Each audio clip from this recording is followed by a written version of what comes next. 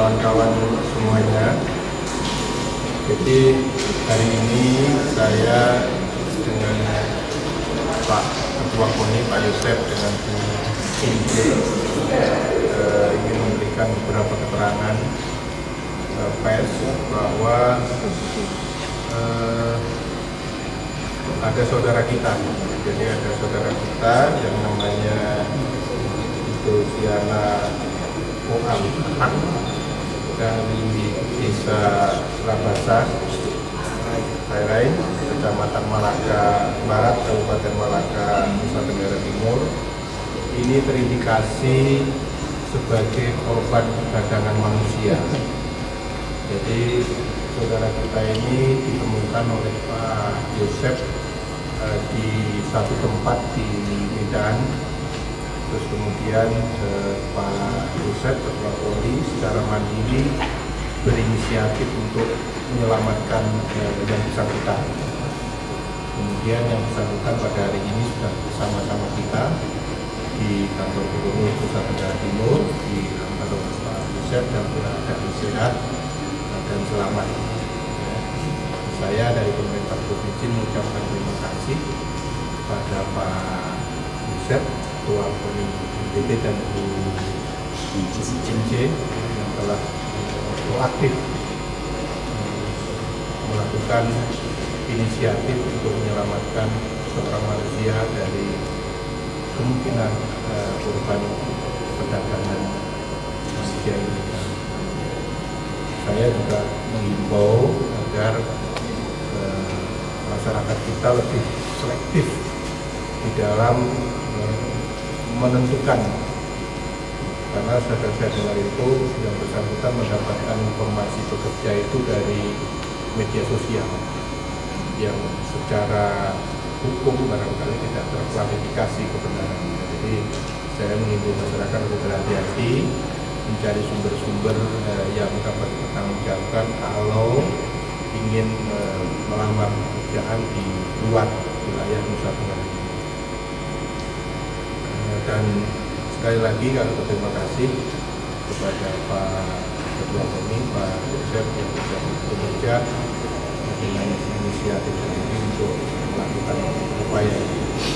Selanjutnya saya persilakan Pak Ketua KONI, Pak Yosef, barangkali ingin memberikan keterangan yang lebih lengkap sehingga saudara kita ini dapat kita selamatkan. Terima kasih. Bapak Gubernur yang saya hormati, rekan-rekan para wartawan yang saya cintai. Ya, memang kejadian seperti ini saya alami sendiri yang kedua kali. Pada tahun 2021, waktu itu saya masih wakil gubernur, saya membawa dua putri yang disekap di Medan oleh oknum-oknum yang tidak bertanggung jawab. Dan sekarang tadi pagi saya membawa lagi satu putri NTT yang korban perdagangan orang. Saya berterima kasih kepada Bapak Gubernur yang juga memberikan kami waktu untuk audiensi dan kemudian untuk konferensi pers. Teman-teman sekalian, saya kira kejadian seperti ini tidak hanya sekali, berulang kali. Dan yang kelihatan ini saya kira hanya sedikit sekali. Masih banyak sekali deviani yang ada di Medan atau dimanapun juga yang belum terbebas dari penyekapan itu. Oleh sebab itu saya menghimbau kepada semua pihak, tadi sudah dihimbau oleh Bapak Gubernur, dan kita semua dan teman-teman para wartawan tolong disebarluaskan kepada masyarakat Nusa Tenggara Timur, jangan cepat tergiur dengan tawaran-tawaran melalui medsos. Adik kita ini ditawarkan dalam medsos oleh seorang orang NTT, dan benar beliau ini berangkat dapat tiket, kemudian dijemput dan sebagainya. Tapi begitu sampai di Medan, dikeliling, ditawar satu persatu untuk dipekerjakan atau apapun namanya, kemudian jadi sekap di salah satu rumah yang rumah itu kosong. Dan untung adik kita ini pintar, dia naik ke atas dinding dan meneriak kepada tetangga dan tetangga memberi bantuan, dan kemudian dia bertelepon ke sana sini akhirnya, dan kebetulan juga pada saat itu dia membawa paspornya Ibu Ince, dan kemudian dia telepon kepada Ibu Ince dan Ibu Ince datang kepada beliau, dan kemudian Ibu Ince telepon saya, dan saya kebetulan punya teman-teman yang ya cukup banyak di Medan, dan mereka juga membantu, dan sekarang saya lagi minta mereka supaya melacak di seluruh Medan, siapapun di Medan itu yang menyekap anak NTT itu nanti berhadapan dengan Ketua Umum KONI. Saya mengatakan demikian, karena itu teman-teman saya juga di Medan. Karena bagaimanapun juga ini manusia. Oleh sebab itu teman-teman sekalian, saya mohon dengan sangat supaya bisa disebarluaskan informasi ini kepada masyarakat kita. Memang kita tidak bisa mempersalahkan. Mereka pasti akan mendapatkan sesuatu dari luar, mendapatkan gaji dan sebagainya. Tetapi mekanisme dan prosedurnya itu harus kita lihat apakah itu benar atau tidak. Bisa benar, bisa juga salah. Tapi lebih banyak yang kita temukan sekarang yang deviasinya itu. Oleh sebab itu, puji Tuhan, tadi pagi kemarin saya membawa adik kita ini dari Medan, dan melalui sekum saya suruh harus diatur sedemikian rupa bahwa sampai di Jakarta, dan di Jakarta tadi pagi bersama dengan saya di sini, dan sebentar kami akan urus dia untuk kembali ke Melaka, ke kampung halaman. Itu kami bawa ke sini. Proses hukum yang di Medan itu tetap berjalan. Ya, dikawal oleh masyarakat Probamora yang ada di sana, dan beberapa teman yang membantu dikawal. Dan saya terima kasih juga pada Pastor Koce yang juga dia terus mengawal itu. Dan kita tidak akan tinggal diam untuk proses hukum. Baik, selamat sore untuk kita semua. Yang saya dapat informasi ini dari satu nama Facebook, yaitu Alfredo Nenometa. Itu nama Facebook, tetapi nama panggilan aslinya itu Andre Nenometa. Setelah saya lihat postingan beliau, saya tertarik. Jadi saya coba inbox, Abang, apakah itu betul? Ya betul. Kalau misalnya bersedia untuk siap diberangkatkan, nanti saya kasih nomor majikan supaya nanti kamu berangkat dari sini, ditunggu majikan itu di Medan. Akhirnya saya ambil nomor Ibu Christine.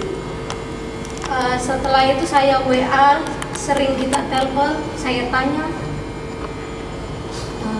apa betul Ibu sudah ada pekerjaan memang di sana? Karena menurut informasi yang saya dapat, memang Ibu sedang mencari ART atau kan ada dua pekerjaan kalau tidak di ART, di toko jaga jual HP gitu. Sudah setelah saya komunikasi dengan beliau, saya pun tertarik dengan tawaran itu karena yang pertama dia menjanjikan saya sebelum keberangkatan harus kasih uang saku 1.500.000 untuk orang tua. Yang kedua, dia uang tiket dia yang tanggung, begitupun uang travel dan uang makan selama saya dari Melaka ke Kupang bahkan sampai Medan.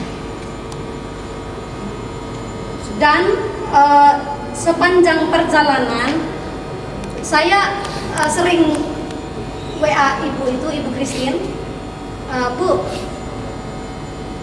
yang kemarin Ibu janjikan untuk uang saku itu jadi tidak? Lalu Ibu itu bilang sudah, nanti ketika sampai Kupang baru dikirim kasih orang tua. Setelah saya sampai Kupang, saya tanya lagi, bilang nanti sampai Jakarta baru dikirim. Saya pun ikuti saja. Jadi saya sampai Jakarta tanya lagi, bilang sampai Medan baru dikasih. Nah setelah saya turun dari pesawat di Kuala Namu, saya telepon Ibu Christine, Bu posisi di mana? Saya sudah mendarat. Beliau bilang sudah nanti kamu tunggu saja di pintu depan, nanti kamu dijemput sama bos laki-laki. Saya sementara di Jakarta, jadi saya tidak bisa penjemputan. Jadi sudah saya ikuti bos laki-laki itu, namanya Pak Hendy. Dia bawa saya sepanjang jalan itu, sering ditelepon sama majikan supaya tawarkan saya untuk mau kerja. Sepanjang jalan dia telepon, tidak pernah dapat. Dan terakhir saya bicara dengan majikan itu, katanya saya boleh dikasih kerja, tetapi HP disita. Ya, HP disita.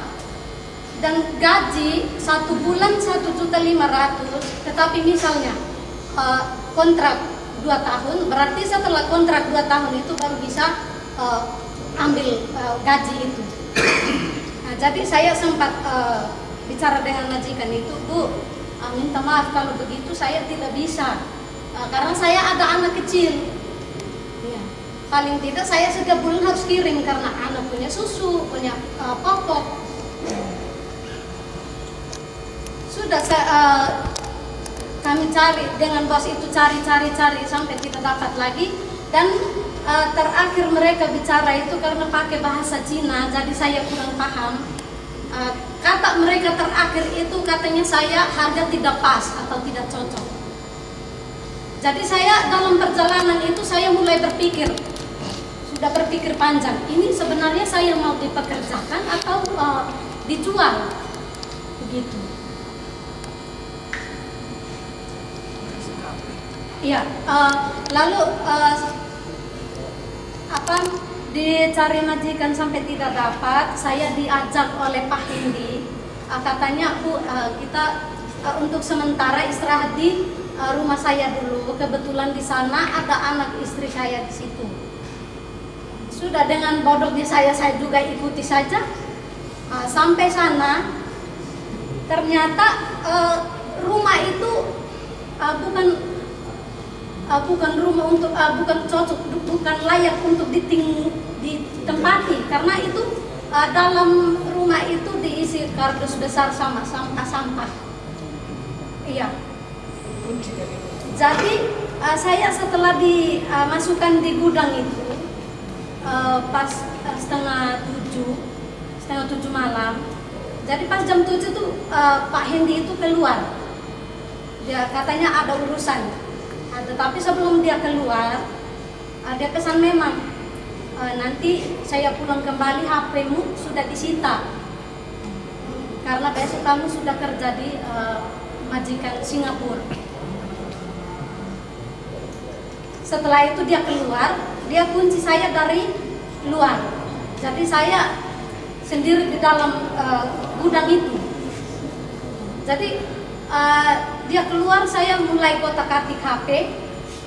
Kebetulan saya dari bulan 5 ada satu kenalan namanya Kak Fadli di Facebook, orang Medan. Saya coba inbox dia, saya bilang, Abang, posisi abang di mana? Katanya saya di Medan, bagaimana? Saya bilang, oh ya Bang, saya juga kebetulan ada di Medan. Tapi saya coba Sherlock ya, kalau siapa tahu kita berdekatan. Sudah saya Sherlock, beliau bilang, oh itu tempat itu berdekatan dengan saya punya keluarga. Akhirnya saya mulai minta tolong. Saya bilang, Bang, minta tolong keluarkan saya dari sini dulu, karena semacam saya disekap. Setelah itu dia bilang, coba saya bawa masalah ini ke polsek. Kalau memang dari polsek terima, polisi terima, sudah kami ke sana untuk membantu. Saya tunggu sampai sekitar 3 atau 4 jam, sudah setengah 12 malam. Akhirnya Kak Fadli itu sama polisi sementara cari alamat yang saya Sherlock. Terus saya juga posisi ada satu kardus besar di situ, saya tarik dan saya paksa naik. Kalau untuk kita perempuan mungkin setengah mati untuk naik itu, panjat tidak bisa. Jadi saya tarik paksa sampai 3 kali. Akhirnya saya sudah bisa naik. Saya pukul besi itu dan saya teriak. Dan kebetulan tetangga di situ suami istri belum tidur, belum istirahat. Jadi sempat mereka dengar teriak, saya teriak, mereka keluar. Yang ibu itu bilang, "Mbak, ngapain di situ? Mau bunuh diri ya?" Saya bilang, "Tidak Bu, saya tidak bunuh diri, saya disekap di sini. Jadi minta tolong ibu kasih keluar saya dari sini." Dan pintu itu kan saya dikunci dari luar dan kunci itu Pak Hendi itu dia bawa. Jadi yang tetangga itu suaminya lari keluar cari polisi di jalan karena sebelum dia masuk dia sudah ketemu memang polisi. Jadi sudah waktu dia lari keluar cari polisi, bawa datang di situ mereka paksa mau buka pintu itu, tetapi tidak bisa. Jadi polisi bilang jalan satu-satunya harus telepon ke Pak Hendi, bilang saja ada kebakaran atau ada asap dalam rumah lah supaya dia kembali. Sudah saya angkat HP, saya telepon, saya bilang, "Bos, tolong kembali ke rumah dulu karena dalam rumah ada kebakaran." Dan bos itu mencoba video call supaya melihat kejadian itu, tetapi saya cepat kasih mati HP karena supaya dia panik, dia kembali cepat. Setelah dia kembali, pas dia mau buka pintu gerbang itu sudah dikepung masyarakat sama polisi itu. Iya. Iya. Oke.